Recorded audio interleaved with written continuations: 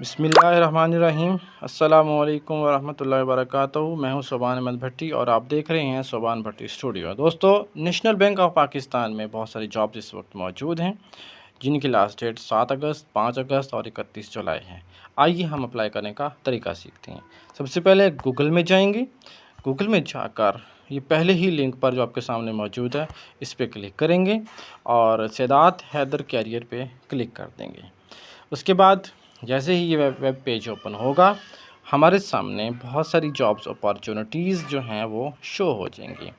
उसके बाद हमारे पास दिखेगा कि ये audit team member, credit review और ये बहुत सारी जॉब्स आपके पास मौजूद हैं। और ये लास्ट पे आपको अप्लाई नाउ का लिंक नज़र आ रहा है और इसकी लास्ट डेट जो है वो 31 जुलाई है।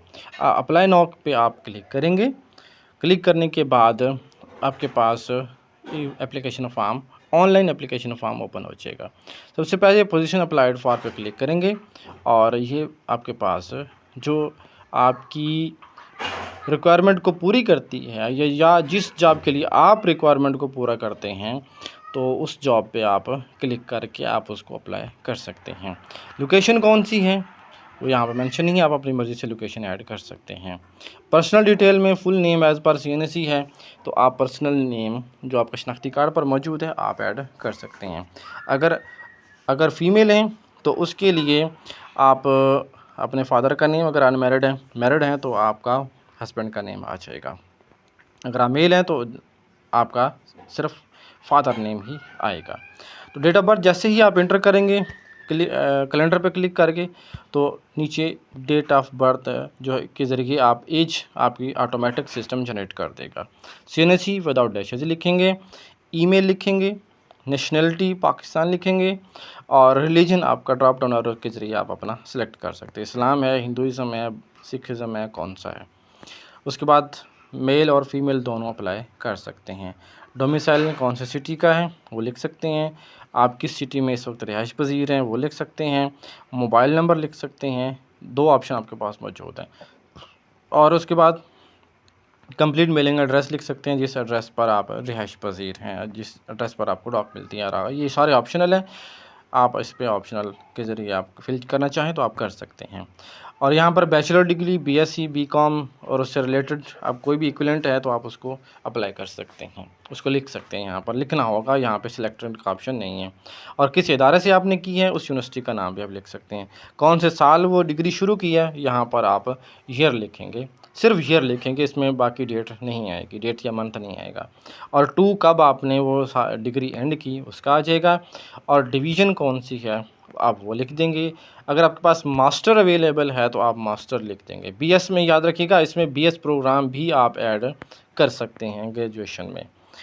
और नेक्स्ट हमारे पास जो है वो प्रोफेशनल एक्सपीरियंस है, कितने साल का है, ओवरऑल ईयर का एक्सपीरियंस कितना है, मंथ कितने का एक्सपीरियंस है और टोटल बैंकिंग एक्सपीरियंस कितना है, ये ऑप्शनल है। और याद रखिए कि जिसके ऊपर ये रेड स्टार्स बने हुए हैं ये कंपलसरी होते हैं, इनको फिल करना लाजमी होता है, अदरवाइज़ आपकी फ़ाइल सबमिट नहीं होगी।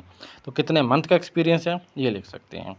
टोटल एम्प्लॉयमेंट हिस्ट्री में आप प्रेजेंट कौन सी जॉब कर रहे हैं या लास्ट पे कौन सी की थी, उसमें ऑर्गेनाइजेशन का नाम लिखेंगे, किस पोजीशन पर काम किया था वो लिखेंगे, ग्रेड कौन सा था या लेवल है ऑप्शनल है, फ्राम ये कंपलसरी है, मैंडेटरी है, ये कब शुरू किया था आपने वो लिखना है, कौन से साल, ठीक है। इसमें मंथ भी आ जाएगा, पूरी डेट आएगी इसमें, कैलेंडर के ज़रिए आप इसको अपनी डेट और मंथ ईयर सेलेक्ट कर सकते हैं।